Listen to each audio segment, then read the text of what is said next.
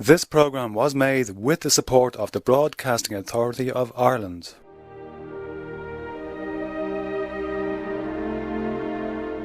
You're listening to the 9th programme of Giving the Greatest Good, and in this programme we continue our investigation into the remarkable story of Reverend James Alcock of Ring in County Waterford.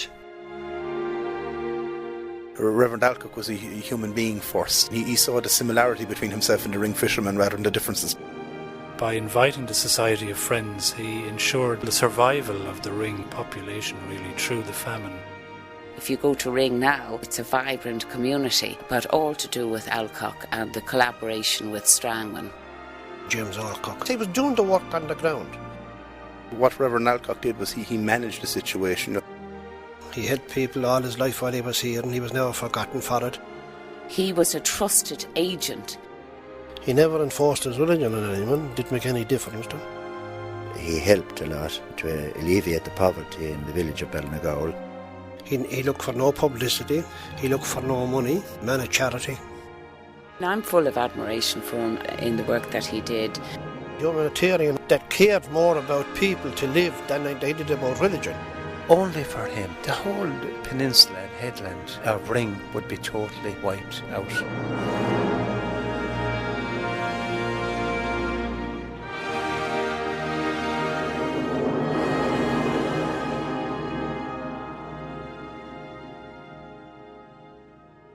I'm Paul Wright and welcome to the 9th programme of Giving the Greatest Good. In our last programme, we threw light on the remarkable work of Church of Ireland vicar Reverend James Alcock in helping to save the fishing community of Ring in County Waterford during the horrendous famine years of the mid-19th century. In that programme, we heard how Reverend Alcock was the Church of Ireland minister in Ring, and in the year 1846, when he saw that the Ring fishermen were destitute and facing starvation, he immediately contacted Joshua Strangeman and the Waterford Quakers to obtain vital assistance for Ring. In consequence, the Waterford Quakers responded with a series of loans and various other initiatives, such as introducing new nets and new fishing techniques to the Ring fishermen. The net result, within a short period of time, the fishing community of Ring became totally self-sufficient. However, not content with this achievement, Reverend James Alcock also worked hard to improve Ring through other means. Indeed, one tactic successfully utilised by him to this end was to reward those who actively sought to improve the community. Willie Frere, historian and creator of Waterford County Museum. In December 1848, Joshua Strangeman came to Ring, and he noticed a number of the fishermen wore Guernsey shirts, which had been given as rewards for the previous year. Obviously, presumably that they got on so well with their fishing gear and the loans that they were given. They were obviously impressed that they were making good use of this. Others wore jackets of a light blue colour, which had been given as premiums to the most enterprising and deserving of these. They called their coats of merit. And regarding those Guernsey shirts worn by the Ballinagowel fishermen of the Ring Peninsula, which they called their coats of merit, historian Willie Whelan of the Waterford County Museum explains why Alcock rewarded them to the fishermen. What he saw, I suppose, and in common to many organisations today, he saw that there was a need to recognise special kind of endeavour on behalf of particular people within the community, those who were most active or perhaps had the best level of skills or displayed the most commitment. So when people landed a large amount of fish or perhaps managed to come up with devise a new way of repairing nets in a fast and efficient manner, he went and he recognised it, and he recognised it in a way, I think, that the public at large or the community at large would actually spot that these people had made a special effort on behalf of their community. So these aprons and these coats that he handed out were I suppose, they're the equivalent of the stairs that the staff in McDonald's get today, you know.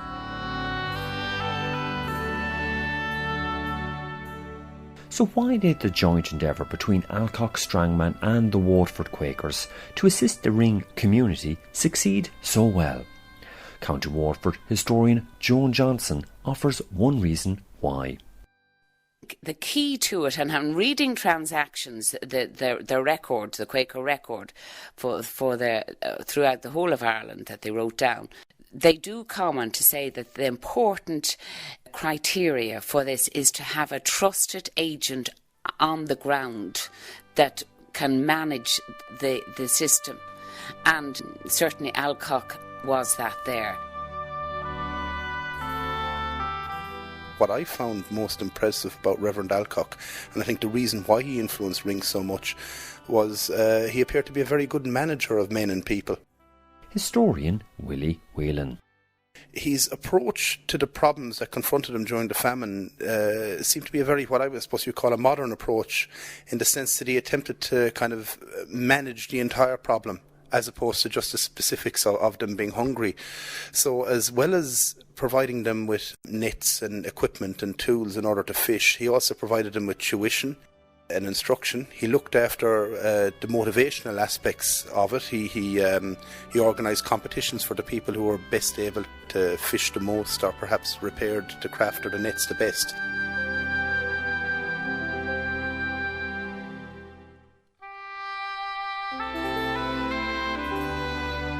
He also took care of the infrastructure, in the sense that he was very active in organising the construction of the pier out in Ring.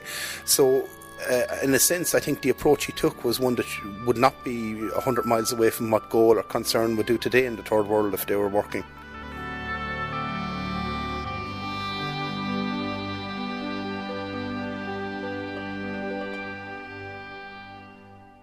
However, another major reason why the Ring venture succeeded so well was the fact that the Ring fishermen were open to changes introduced by Alcock and the Quakers. This was in direct contrast with the experience of the Cladder fishermen in Galway City during this period. Galway City historian Peadar O'Dowd. I wrote a book called Down by the Cladder so many years ago, and in my research I came across references to this great help given by the Quakers, and I'll quote what it's only a small piece, but I'll quote what I said. The strangest source of, and I quote, "The strangest source of help, however, came from distant English Quakers. In conjunction with the Dominicans, they set up a Galway-based relief committee to help the Cladder fishing community. However, proposals regarding fish curing, redeeming nets, acquiring proper salt stocks, and providing a suitable vessel to ferry fish ashore all went unheeded.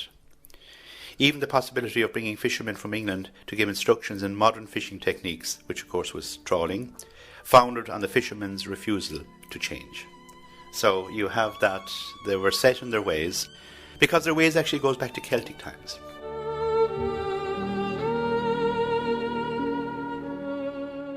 And veering away from the Cladda experience and returning to the issue of why Church of Ireland vicar Reverend James Alcock succeeded so well in his work in Ring, Ring local historian Seamus O'Murray had this pertinent comment to make. In other areas where the Protestant clergy were involved in helping the people, there was often evidence of proselytising. But there's no evidence whatsoever of that in Alcock. He was out to help the people because they were people, not because he wanted to change their religion or anything of that nature.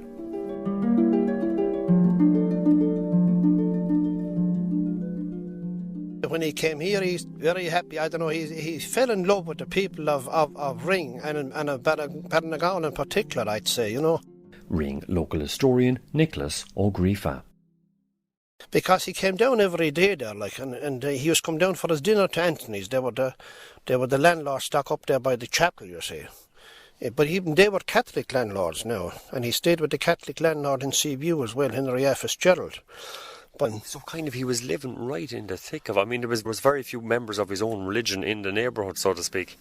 There was none at the time, sure, except for there were a few coastguards that be here and Dr. Gray's, because Haggerty was even gone at that time. They were even gone, like, you know. So he was the only contact he had. I mean, well, they'd have been good friends. That was anyway. Both of them were educated in Trinity anyway, you know, because. So I suppose they had to be good friends, you know. This was Dr. Graves now. Yeah. But anyway, and any time then that Alcock would go to town for Christmas, he'd always buy a carload of pig's heads or half heads, and he'd come out and he'd distribute them amongst the needy people of the parish.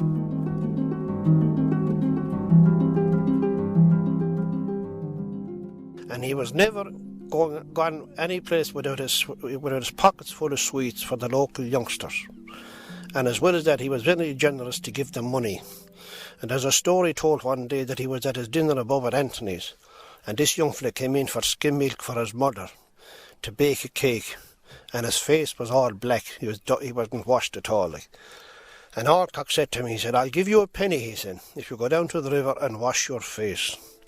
So the young fella took off full steam, came back up. The following day, when he came back for the garden of milk, he had 6 more young fellas with him. And that finished Alcock, I think, giving pennies to the fellas in ring to wash their face. I'd say they all had black faces now. Oh, that is true.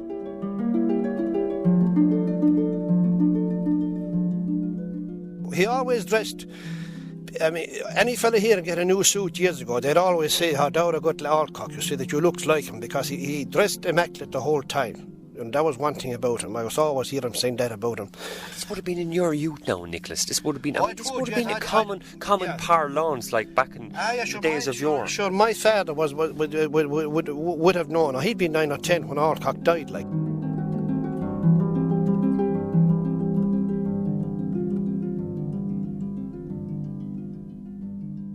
So what would have occurred if Reverend James Alcock hadn't intervened to obtain vital assistance from Joshua Strangeman and the Waterford Quakers in 1846, when the ring fishermen needed it most? Historian Willie Whelan. Certainly, I think what you probably would have found is that the community would have suffered much higher fatalities or mortality rates than it did. I think also maybe perhaps we wouldn't have the Gaeltacht that we have today without the efforts of Alcock. I mean, his efforts kind of meant that the community continued on in a fairly cohesive state for another period of time. He also gave them an industry which thrives, or I suppose probably most fairly describe it, fairly thrives to this day. So in a sense, he gave people employment in the area up till as recently, I suppose, as this year. So, by his efforts, he created a large tradition of fishing, and he gave them the infrastructure that allowed him to continue it on. So I think to say that it would be wiped from the face of the earth is probably a little bit extreme, but perhaps it might be fair to say that the very fact that Ring was a Gaeltacht with employment in it meant that maybe that's the reason why Ring has held out as a Gaeltacht, that there's still employment in Ring even through the 30s, 40s, 50s and 60s, that tradition of fishing remained there, so therefore that they didn't have to emigrate or they didn't have to leave the area. So maybe that might be Alcock's legacy.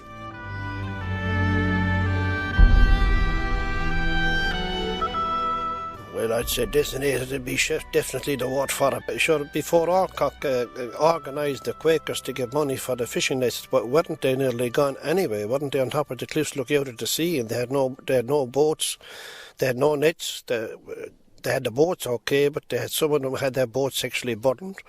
Their nets were gone. They pawned their nets to buy clothes and things. So therefore, I mean, if he hadn't come along, I mean, go to the other end of the parish, we'll say then, which is only what I call 2 miles from here. I mean, there was thousands died there. 2 miles away, less than 2 miles away. 2 miles away, up and from Ballinastukey, old parish, back to Clashmore, back along that side of the country. And I mean, and as well as that, you'd have to give to the credit, I suppose, to the Quakers as well. There was Quakers oats being given out in Old Parish, and they had 2 soup kitchens there as well. All through the effort of Alcock was still the organiser of that too.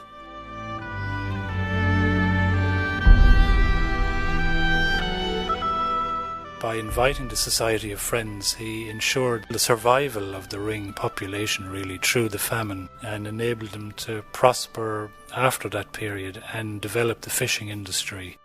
Historian Willie Fraher. Over to historian Nicholas O'Griefa. Anything he wanted to do, he seemed to be getting it, because he was doing the work on the ground.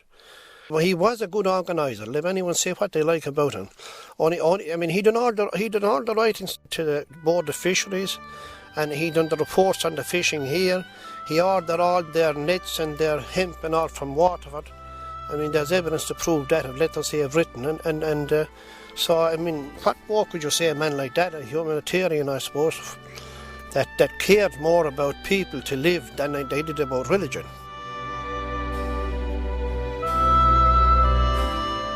Personally, I would say only for that man and the Quaker Society. Reverend Alcock, is held in very high esteem, is still in Ring, and only for him, the whole peninsula and headland of Ring would be totally wiped out.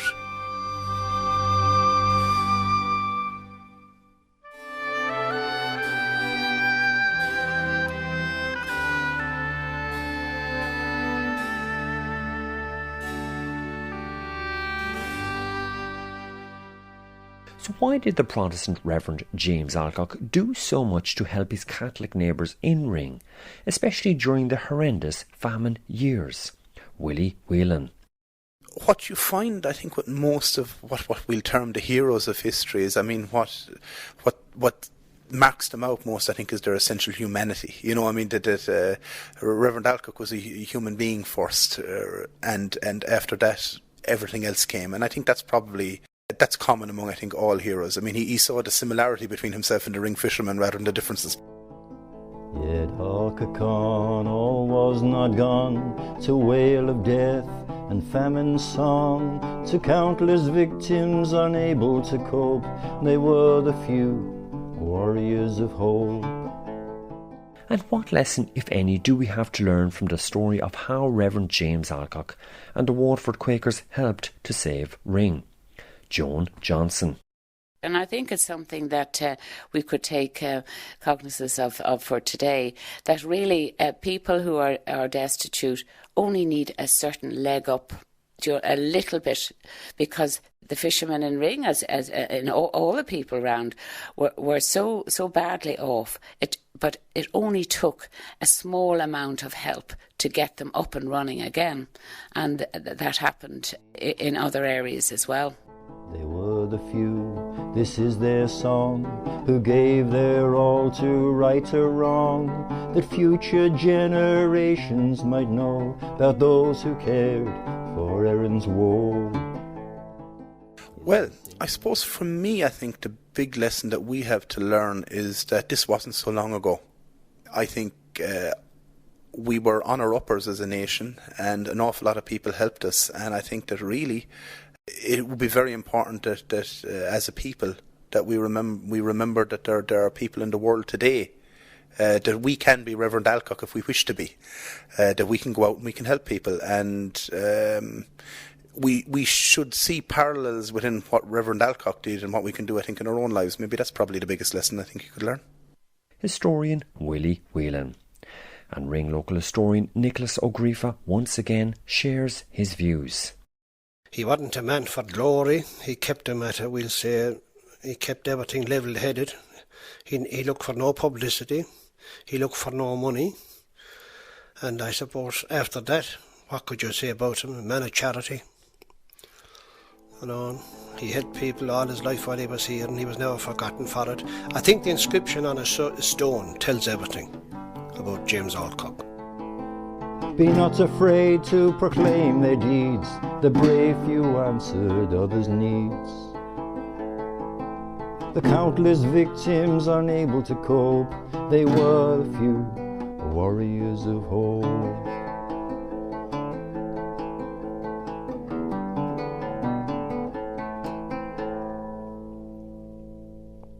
Indeed, the inscription on his gravestone in Ballinaghowl reads as follows. The Reverend James Alcock AM, who for 60 years was the zealous and faithful vicar of this parish for the above period. During the scourge of the famine and cholera, he proved himself the generous friend, the wise guide, and the counsellor of the sick, distressed and afflicted of all classes and creeds. As he lived, he died, the humble Christian, respected and lamented by a large circle on March the 2nd, 1893. Aged 88 years.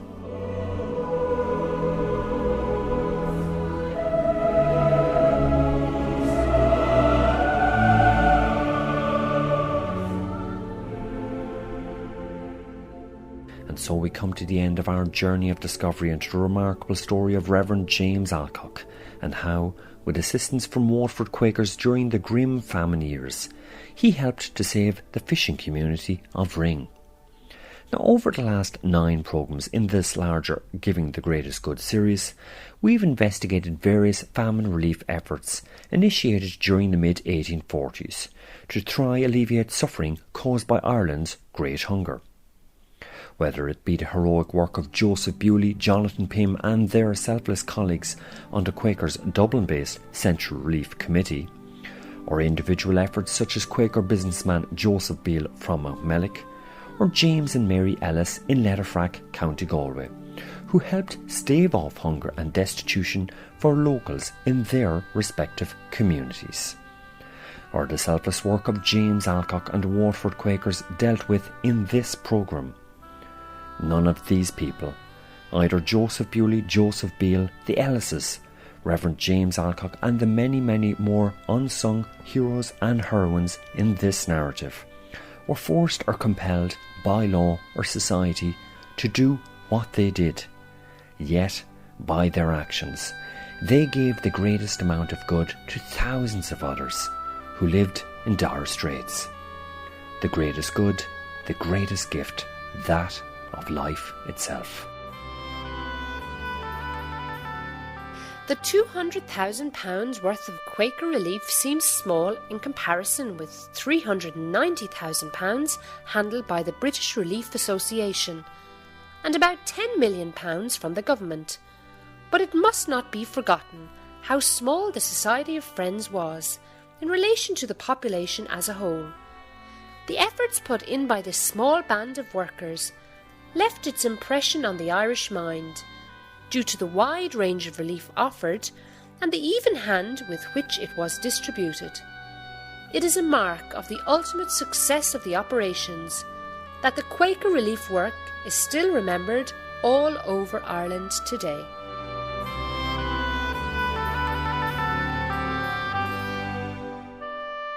This programme was made with the support of the Broadcasting Authority of Ireland, songs by Cliff Wedgbury. And until we meet again in some other hidden avenue of Irish history, I'm going to leave you with some pertinent commentary from various contributors to this series regarding Quaker famine relief efforts. We begin with historian Joan Johnson.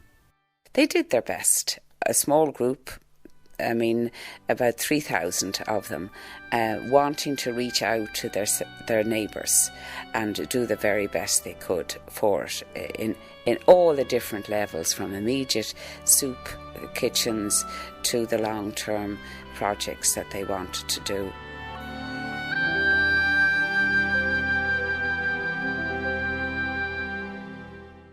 Certainly there were people who put their necks on the line.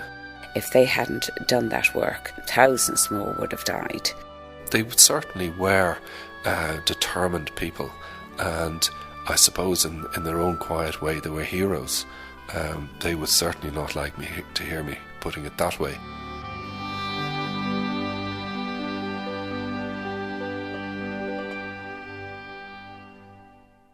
They're sort of people that I find very useful to keep them in my mind, to say, how would I have reacted at that stage? And I cannot convince myself that I would have been anything like as committed as these people were. Rob Goodbody, historian and also author of the book A Suitable Channel, Quaker Relief in the Great Famine. And just to think of them, the ethos, the determination, the everything, would be something that would be wonderful to aspire to. But I hope that we never see circumstances anywhere in Europe or even the rest of the world that would lead to that ever being tested, that I would have to make that kind of determined effort. The scenario was just so horrendous that I sincerely trust it never happens again. The United Nations Food Program says at least 850 million people worldwide are hungry. The rains didn't come, so the crops didn't grow. People are starving and desperate. Famine has struck the remote farmlands of rural Ethiopia. Prices of food are now at record levels, and few have the money to pay. We risk again the specter of widespread hunger, malnutrition, and social unrest on an unprecedented scale. the most heartwarming thing for me is that people remember that the Quakers fed them in Ireland, and if that memory is remembered, I think, and that there's a channel there, that the small group of people doing their best for their fellow Irishmen and are remembered. And certainly I was very pleased during the commemoration time that people were interested in the work of these Quakers and who had tried to do the greatest amount of good. One of the things that interests me is that I find these stories inspirational. And I think they can, for other people, or give them the encouragement to do particular things, no matter how small. You can always make a difference. Each one of us, I believe, can make a contribution to help those that are less well off than us.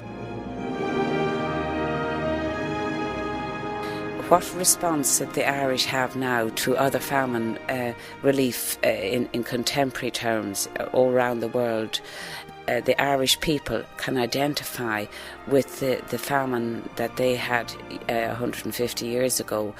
But when they're asked to now give for disasters around the world, I think the Irish come out tops on that. And there are many people in Ireland who are helping in that way. I'm full of admiration for people who will give what they can to those that need it most and leave their footprint then, as the Quakers did years ago. And I think that is a wonderful contribution to make during your life on this earth.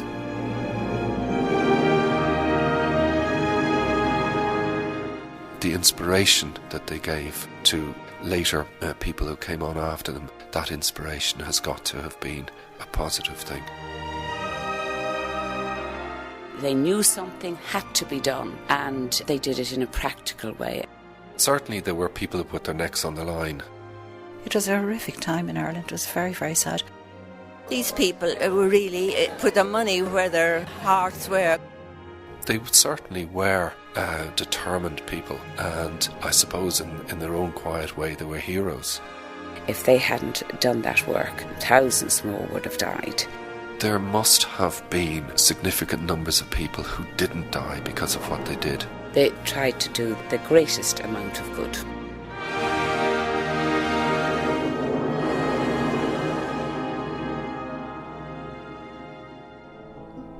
Yet Alcock all was not gone to wail of death and famine's song, to countless victims unable to cope.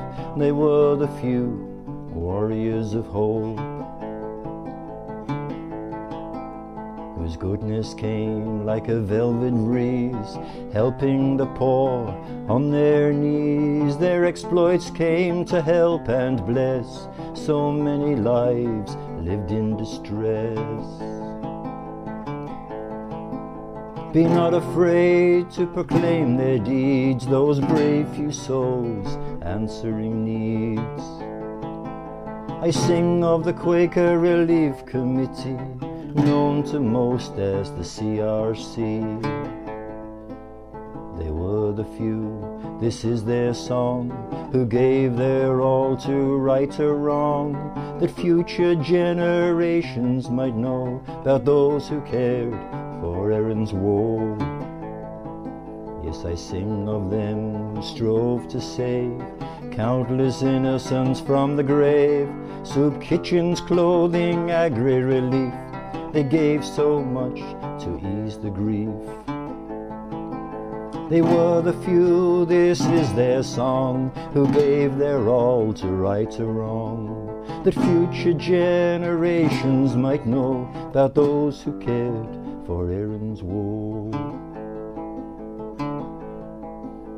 I see them now, brave warriors of light, against famine's horror, fighting the fight. Joseph Bewley's endless giving to help those barely living. Oh, Mount Mellick's son, Joseph Beale, working to give subsidized meal to many neighbours forsaken and worn, half dead, their lifeblood quickly gone.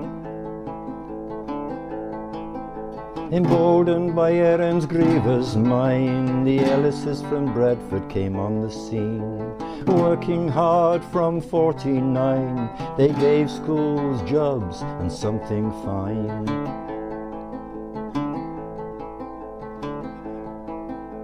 Be not afraid to proclaim their deeds, those brave few souls who answered needs. To countless victims unable to cope, they were the few warriors of hope.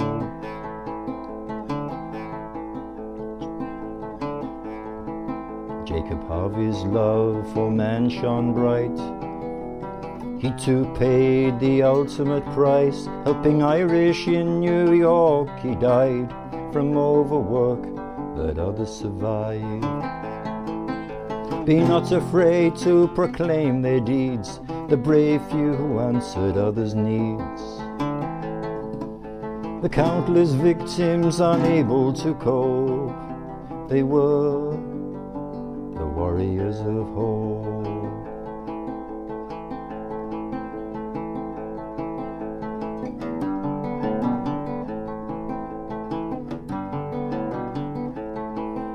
Be not afraid to proclaim their deeds, the brave few answered others' needs. The countless victims unable to cope, they were the few warriors of hope.